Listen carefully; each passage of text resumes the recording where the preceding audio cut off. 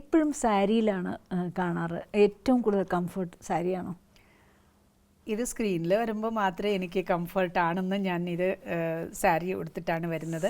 പിന്നെ കൂടുതൽ ആൾക്കാർ ഇന്ന് അതൊരു ഉണ്ടല്ലോ ആർട്ടിസ്റ്റിന്, പിന്നെ അല്ലാതെ പോലും എല്ലാ സ്ത്രീകൾക്കും എല്ലാവരും എന്നെ കാണാൻ ഇഷ്ടപ്പെടുന്നത് ഇതുപോലത്തെ ഒരു ഡ്രസ്സിലാണ് എന്നുള്ള ഇതുണ്ടല്ലോ. അതുകൊണ്ടാണ് സാരി ഞാൻ ഇഷ്ടപ്പെടുന്നത്. പിന്നെ സാരിക്ക് അതിൻ്റെതായ ഒരു നല്ല ഡിഗ്നിറ്റി ഉണ്ട് കേട്ടോ, നല്ല ഡിഗ്നിറ്റിയാണ് ഉള്ളത്. പക്ഷേ ഞാൻ എപ്പോഴും ഇഷ്ടപ്പെടുന്ന ഡ്രസ്സ് ഇതുപോലത്തെ ചുരിദാറാണ്. കംപ്ലീറ്റ് കവേർഡ് ആയിരിക്കും, കംഫർട്ടബിൾ ആയിരിക്കും. യാത്ര ചെയ്യുമ്പം അല്ലെങ്കിൽ എവിടെയെങ്കിലും ഫങ്ഷനിൽ പോകുമ്പം, ചെറിയ ഗെറ്റ് ടുഗെദർ അങ്ങനെയൊക്കെ പോകുമ്പം ചുരിദാറാണ് ഞാൻ എപ്പോഴും ഇടാറുന്നത്. ഏറ്റവും കൂടുതൽ ഇപ്പം കോയമ്പത്തൂരായാലും ചെന്നൈ ആയാലും ഹൈദരാബാദ് ആയാലും ബാംഗ്ലൂർ ആയാലും ഉടുപ്പി ആയാലും കേരളത്തിലായാലും ഒക്കെ സഞ്ചരിക്കുന്നുണ്ട്. ഷോപ്പിംഗ് സെൻറ്റർ എന്ന് പറയുന്നത് ഏത് സ്റ്റേറ്റിലാണ് ഏറ്റവും? ഞാൻ ഷോപ്പിംഗ് ആളേ അല്ല, ഒരു ഷോപ്പർ ഹോളിക് അല്ലെങ്കിലും കാര്യങ്ങൾ മാനേജ് ചെയ്യാൻ ഒരു ആർട്ടിസ്റ്റ് ആകുമ്പോൾ എപ്പോഴും നമുക്ക് will have to take care of our self. Because ഇന്ന് യൂട്യൂബ് ഇത്രയും ലൈവാണ്. നമുക്ക് ഒരേ സാരി 9 പ്രാവശ്യം കൊടുക്കാൻ പറ്റില്ല. ഒരിക്കലും നമ്മളൊരു എക്സ്ട്രാവഗൻ്റ് ആവണ്ട, ഒരിക്കലും നമ്മളൊരു ഷോപ്പ് ഹോളിക് ആവണ്ട. പക്ഷേ will have to take care of our self. അത് നമുക്ക് we can repeat like that. അതൊരു ലക്ഷറി ആണെന്ന് ഒരിക്കലും തോന്നുന്നില്ല. അപ്പോൾ അങ്ങനെയാണെങ്കിൽ നോക്കുവാണെങ്കിൽ ഏറ്റവും കൂടുതൽ പർച്ചേസ് ചെയ്യുന്നത് എവിടെ നിന്നാണ്? അത് എവിടെ നിന്നാണെന്ന് പറയുന്നതിനേക്കാൾ എൻ്റെ ആവശ്യം എന്താണ്, ഇതാണ് അതിൻ്റെ പിന്നിലുള്ള ഒരു സബ്ജക്റ്റ്. ഓക്കെ, എന്താണ് ആവശ്യം? ഇപ്പോൾ ഈ റോളിന് വേണ്ടി സിനിമ ആകുമ്പോൾ അവർ തന്നെ തരും, കോസ്റ്റ്യൂംസ് ഒക്കെ അവർ തന്നെ തരും. സീരിയൽ ആകുമ്പോൾ നമ്മൾ കൊണ്ടുപോകണം. അപ്പോൾ എന്താണ് ആവശ്യം? ഇതാണ് ആവശ്യം. അപ്പോൾ എൻ്റെ കയ്യിൽ എത്രയാണ് ഉള്ളത് സാരീസ്? ഇത്രയുണ്ട്. അപ്പോൾ ഇത് റിപ്പീറ്റ് ചെയ്യാണ് 3 മാസം സീരിയലിൽ കഥ പോകുമ്പം 3 മാസം അത് റിപ്പീറ്റ് ചെയ്യാണ്ട് അത് കൊണ്ടുപോകണമെങ്കിൽ എത്ര സാരിയാണ് വേണ്ടത്?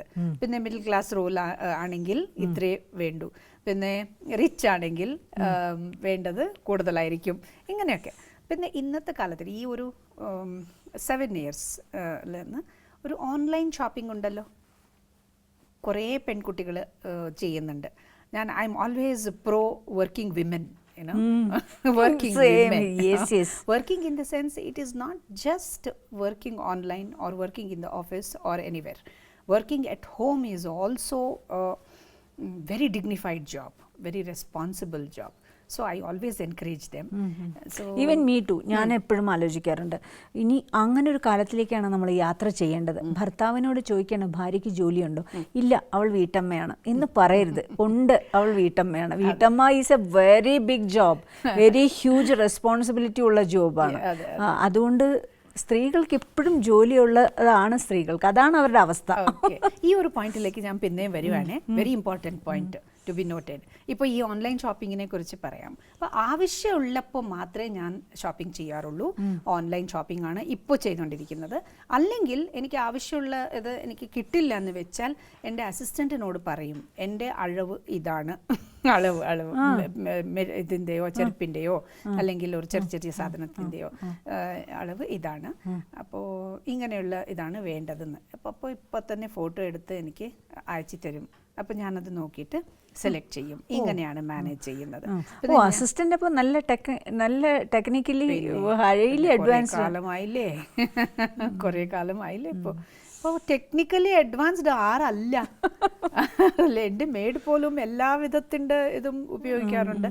ഓക്കെ, അങ്ങനെയാണ് ഉള്ളത്. പിന്നെ ഈ വീട്ടമ്മയായിട്ടുള്ള ജോലിയൊന്നും ചെയ്യുന്നില്ല എന്ന് പറയുമ്പോൾ പല വീട്ടമ്മകൾക്കും ഒരു ഇതുണ്ട്, എന്തെങ്കിലും ചെറിയൊരു സാധനം വേണമെങ്കിലും ഭർത്താവിനോട് ചോദിക്കണം, എനിക്ക് കുറച്ചൊരു പണം താ, എനിക്ക് ഇത് മേടിക്കണം എന്നുള്ള എന്തൊരു ബുദ്ധിമുട്ടാണെന്ന് അറിയോ എന്നാണ് പറയുന്നത്. അപ്പോൾ ഞാൻ കുറേ സോഷ്യൽ കൗൺസിലിംഗ് ഒക്കെ ചെയ്യാറുണ്ട്.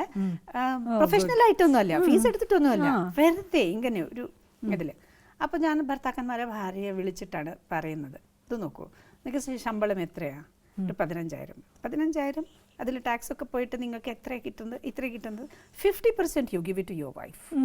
Okay, and then you sit and calculate your expenditure.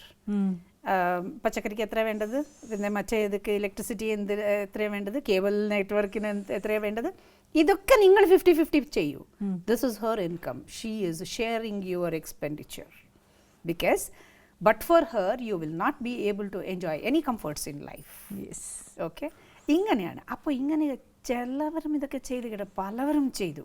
ഇങ്ങനെ ചെയ്തിട്ട് ചെയ്തുവെങ്കിൽ വെൽ ആൻഡ് ഗുഡ് റിപ്പോർട്ട് ചെയ്യാറുണ്ട്. ചേച്ചി ഇത് ചെയ്തപ്പോൾ ഇപ്പോൾ ഒരു സമാധാനമായി, ഇപ്പൊ എനിക്കും തോന്നുന്നു കുറച്ച് നമുക്ക് ഇതിൽ സേവ് ചെയ്യാലോ എനിക്ക് തോന്നുന്നു. അപ്പോൾ ഭർത്താവിന് പരാതിയില്ല. ആർക്കും എന്താ പറയണ്ടേ, ഇനി മുതൽ പ്രാക്ടീസ് ചെയ്യാവുന്ന വലിയൊരു കാര്യമാണ്. ഡെഫിനറ്റ്ലി. പക്ഷെ അതിന് മനസ്സ് വേണം. ഉണ്ടാവും. എന്തിനാ ഉണ്ടാവാത്തത്? ഉണ്ടാവും. കുടുംബജീവിതം നന്നായി പോകണമെങ്കിൽ all these things we will have to adopt.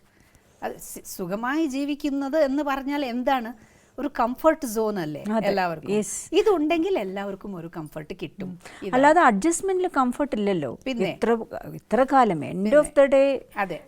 പിന്നെ ഞാൻ ഭാര്യയോട് പറയുന്നു, എനിക്ക് ആ സാരി വേണം, ഈ സാരി വേണം, പിന്നെ ഡിമാൻഡ് പാടില്ല. നിന്റെ കയ്യിലുണ്ടല്ലോ, നിനക്ക് അഫോർഡബിലിറ്റി ഉണ്ടല്ലോ, 50% of his income is yours. So പക്ഷേ ആ 50% കിട്ടിയാൽ ഒരു സ്ത്രീ പോലും 1% പോലും പരാതി പറയുന്ന എനിക്ക് തോന്നുന്നില്ല. സത്യം പറയുന്നില്ല, ഒരിക്കലും പറയില്ല. ഇങ്ങനെയാണ് കുറെ കൗൺസിലിംഗ് യൂണിറ്റ്സിൽ വെച്ച് ഞാനിത് പറഞ്ഞ് എനിക്കറിയില്ല, കുറെ ആൾക്കാർ ഇങ്ങനെ പറഞ്ഞിട്ടുണ്ടാവും. പക്ഷേ ആദ്യമായിട്ട് ഇത് പറയുമ്പം അവർക്കൊരു ആശ്വാസം തോന്നിപ്പോയി.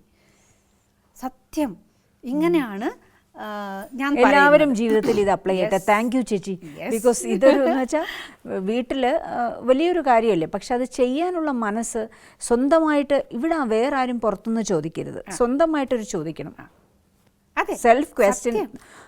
സെൽഫ് ക്വസ്റ്റനിങ് ആണ് അവിടെ ആവശ്യം. അതെ, നിങ്ങൾ ചെയ്യുന്നുണ്ടോ, നിങ്ങൾ തുടങ്ങിയിട്ടുണ്ടോ, നിങ്ങൾ ഇതുപോലെ ഷെയർ ചെയ്യുന്നുണ്ടോ? ഇങ്ങനെ ചോദിച്ചാൽ യെസ് എന്ന് പറയുന്ന എത്ര ശതമാനം വരുമെന്നുള്ളതാണ് നമുക്ക്. That has to be checked out. See, for everything there has to be a start. Okay, and when the result is good, definitely people will follow it, isn't it? That's what I very staunchly believe in. Other language ചെയ്യുമ്പോൾ, പല functions attend ചെയ്യുമ്പോൾ ഒരുപാട് travel ചെയ്യേണ്ടി വരുന്നുണ്ട്. എത്രത്തോളം travelling enjoy ചെയ്യുന്നു? Travelling എപ്പോഴും enjoyable ആണ്. ഞാൻ ട്രാവലിംഗിൽ വെയിറ്റിംഗ് ടൈം ഉണ്ടെങ്കിൽ കൂടുതൽ വായിക്കും. അല്ലെങ്കിൽ ഞാൻ ഈ പ്രഷർ പോയിന്റ്സ് പ്രാക്ടീസ് ചെയ്യുന്ന ഇതൊരു നല്ലൊരു കാര്യമാണ്. ഹെൽത്ത് ഇൻ യുവർ ഹാൻഡ്സ് എന്ന് പറയുന്ന ഒരു പുസ്തകമുണ്ട്, എൻ്റെ അച്ഛൻ മേടിച്ച് തന്ന പുസ്തകമാണ്. നമ്മുടെ ദേഹത്തിലുള്ള കുറേ നെർവ്സ്, ഞരമ്പ് മുഴുവൻ ഒന്നല്ലെങ്കിൽ കയ്യിൽ നിന്നാണ് തുടങ്ങുന്നത്, അല്ലെങ്കിൽ കാലിൽ നിന്നാണ് തുടങ്ങുന്നത്. എവിടെ പോയാലും കാല് വെച്ച് നമുക്ക് എക്സസൈസ് ചെയ്യാനൊന്നും പറ്റുന്നില്ല. അപ്പോൾ കൈയും കൊണ്ട് കണ്ണിൻ്റെ ഇതൊക്കെ ദോഷങ്ങളൊക്കെ മാറ്റാനായിട്ട് ഒരു പോയിന്റ് ഉണ്ട്. പിന്നെ ഗ്യാസ്ട്രൈറ്റിസ് വന്നു പോയാൽ അതിനൊരു പോയിന്റ് ഉണ്ട്. തലവേദന വന്നാൽ അതിനൊരു പോയിന്റ് ഉണ്ട്. ഞാൻ എന്തായാലും ജലഹള്ളിയിലോട്ട് വരുന്നുണ്ട്.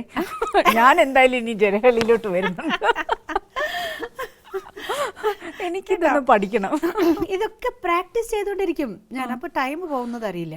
പിന്നെ ഈ ട്രാവലിംഗ്, കൂടുതൽ റോഡ് ട്രാവലിംഗ് എന്ന് വരുമ്പം കുറച്ച് ബുദ്ധിമുട്ടൊക്കെ ഉണ്ടാവും. കുറേ നേരം ഇരിക്കണ്ടേ, ഇരുന്നാവുമ്പം കുറച്ചൊക്കെ ഇതാവും, ടയേർഡാവും.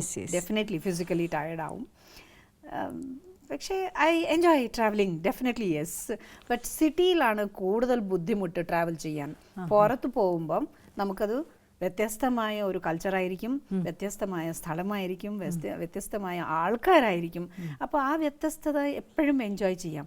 പക്ഷേ സിറ്റിയിൽ നിന്ന് ഇപ്പോൾ ബാംഗ്ലൂരിൽ തന്നെ ബന്നേർഘട്ട എന്ന ജലഹള്ളിയിലേക്ക് വരണമെങ്കിൽ എന്തോ ഒരു ട്രാഫിക്കാണ്. എന്തായാലും 1 മണിക്കൂർ എടുക്കും. ട്രാഫിക് വരുമ്പോൾ തീർച്ചയായിട്ടും ഇതിപ്പോൾ ഈ പരാതിയും തെറ്റാണ്. ഇപ്പോൾ ഞങ്ങളും ട്രാഫിക്കിലാണ് വരുന്നത്. ഞാനും ഒരു കാറ് അല്ലെങ്കിൽ ഏതോ ഒരു മെട്രോ ബസ്സോ ഏത് വേണമെങ്കിലും വെച്ചോ, അത് traffic, it's there in the traffic, right? We also add a lot to increase the quantum of the traffic. അതല്ല, എറാറ്റിക് ഡ്രൈവിംഗ് ആണ് പ്രോബ്ലം. ഒരു ബൈക്ക് വെച്ച് കാറ് പോകുമ്പോഴോ ബസ് പോകുമ്പോഴോ ഒന്ന് ഈ സിഗ്സാഗിൽ പോകുന്ന ഒരു രീതി, അല്ലെങ്കിൽ സിഗ്നൽ ഉണ്ടെന്ന് അറിയാം, പക്ഷേ ഈ ഒരു വഴിയിൽ പോയാൽ മാത്രമേ നമുക്ക് ശരിക്കും പോകാൻ പറ്റൂ എന്നുള്ളത് അറിയാം. ആ മറ്റേ സൈഡിൽ നിന്ന് വെഹിക്കിൾസ് വരുമ്പോൾ അവർക്ക് ആ പകുതി റോഡ് വിട്ട് കൊടുക്കണമെന്ന് അറിയാം. എന്നിട്ടും ഇവിടെ ലൈനുണ്ടല്ലോ എന്ന് വെച്ച് ഇവിടെ നിന്ന് വന്ന് ബ്ലോക്ക് ചെയ്യുന്ന, എന്താ പറയുക ഞാൻ, ഇതൊക്കെ ഉണ്ടല്ലോ. ഇതുകൊണ്ടാണ് നമുക്ക് ട്രാവലിംഗ് ബുദ്ധിമുട്ടാവുന്നത്. അല്ലെങ്കിൽ the city traveling is also enjoyable. It's up to our mind to enjoy or not enjoying the things. നേരത്തെ ഡിസംബർ തൊട്ട് നമ്മൾ പ്ലാൻ ചെയ്യണം ഇൻ്റർവ്യൂ. ഡിസംബർ വിളിച്ചപ്പോൾ എന്നോട് കണ്ണൂരാണ്, ഞാൻ വ്രതം എന്ന സിനിമയിൽ ഷൂട്ട് എന്ന് പറഞ്ഞു. പിന്നെ മധുരരാജ, എന്താണ് മധുരരാജയിലെ ക്യാരക്ടർ, എന്താണ് വ്രതത്തിലെ ക്യാരക്ടർ? മധുരരാജയിൽ വിജയരാഘവൻ സാറിൻ്റെ ഇതാണ് ഷംന കാസിമിൻ്റെ അമ്മയായിട്ടാണ് അഭിനയിച്ചുകൊണ്ടിരിക്കുന്നത്. അവിടെയും ഞാനൊരു ടീച്ചറാണ്. ടീച്ചറായിട്ട് ഇതാണോ നേരത്തെ പറഞ്ഞ ഒരു ആക്ടിവിസ്റ്റ് ടീച്ചർ? അല്ല, ആക്ടിവിസ്റ്റ് ടീച്ചർ അല്ല, മധുരരാജയിലും ഞാനൊരു ടീച്ചറാണ്. അതെ. പിന്നെ വീട്ടമ്മ പോലുമാണ്. അങ്ങനെയാണ് പോകുന്നത്. സ്പെഷ്യാലിറ്റി കൂടുതൽ സ്പെഷ്യലാണെന്ന് പറയാൻ മധുരരാജയിൽ എൻ്റെ ക്യാരക്ടറിനെ കുറിച്ച് പറയാനൊന്നുമില്ല. പക്ഷേ വ്രതം എന്ന സിനിമയിലാണ് കൂടുതൽ ഇമ്പോർട്ടൻ്റ് ആയിട്ടുള്ള റോളുള്ളത്. സമൂഹത്തിൽ മാറ്റങ്ങൾ കൊണ്ടുവരാൻ ആഗ്രഹിക്കുന്ന ഒരു ടീച്ചർ. പിന്നെ ഷീസ് എ ഹ്യൂമനിസ്റ്റ്. ഓക്കെ, ആ ഹ്യൂമൻ തോട്ട്സിനാണ് ഏറ്റവും വിലയുള്ളത് എന്ന് പറഞ്ഞു കൊടുക്കാന്നുള്ള എല്ലാ കഴിവുമുള്ള ഒരു കഥാപാത്രമാണ് ഉള്ളത്. പിന്നെ അന്ധയായ ഒരു സ്റ്റുഡൻ്റ് ഉണ്ടാവും. ആ അന്ധയ്ക്ക് ഈ ടീച്ചറാണ് ദൃഷ്ടി. ഇങ്ങനെയാണ് ഒരു കോൺസെപ്റ്റ്. നല്ല technically it's A very well laid film. ഒരു ആഡ് ഫിലിം ഡയറക്ടറാണ് അനിൽ എന്ന് പറയുന്ന ഡയറക്ടറാണ്. ആദ്യമായിട്ടാണ് ഇത് ചെയ്തുകൊണ്ടിരിക്കുന്നത്. പിന്നെ അടുക്കളയിൽ പണിയുണ്ട്, അതും നല്ല സബ്ജക്റ്റ്. 4 ഹീറോയിൻസ് ആണ്. ഒരു title itself is very interesting. Yes 4 heroines എന്ന് പറഞ്ഞാൽ അമ്മയും ഒരു ഹീറോയിനാണ്. ഒരു in A life of a man, how important is a girlfriend, mother, wife and sister. How much they influence each other. I mean each other and the man. ഇങ്ങനെയാണ് ഉള്ളത്. Very interesting. ഒരുപാട് സന്തോഷം. വിശേഷങ്ങൾ പറഞ്ഞ് സമയം പോയതേ അറിഞ്ഞില്ല. താരപ്പകിട്ടിൽ വരുമ്പോൾ മീനിങ് ഫുൾ ആയിട്ടുള്ള ഒരു ഗിഫ്റ്റാണ് ഞാൻ എപ്പോഴും ആഗ്രഹിക്കുന്നത്. എന്താ പറയേണ്ട, ഒരു സ്ട്രെസ് ബസ്റ്ററാണ്, എയർ റിഫ്രഷ്നറാണ്. Thank you so much. Thank you. My very pleasure. much. Okay. Had a great time with you, ചേച്ചി. എന്താ പറയേണ്ട, തുളുവിൽ നിന്നും ഉടുപ്പി നാട്ടിൽ നിന്നും അന്യഭാഷക്കാരിയെ മലയാളത്തിൽ വന്ന് മലയാള ഭാഷ പഠിച്ച് ഒരുപാട് മലയാള സിനിമകൾ ചെയ്ത് മലയാളിയായി മലയാളിക്കൊപ്പം നിന്ന ചേച്ചിക്ക് all the best. Thank you very much. ഇത്രയും കാലം എന്ന ഹൃദയത്തിലേറ്റ് നടന്ന് ഇത്രയും സ്നേഹം, ഇത്രയും വാത്സല്യം എല്ലാം നൽകിയ എല്ലാ മലയാളികളോടും എനിക്ക് ഒരുപാട് നന്ദി പറയാനുണ്ട്. ജന്മങ്ങളോളം ഈ നന്ദി ഉണ്ടാവും, എപ്പോഴും ഉണ്ടാവും. Thank you so much.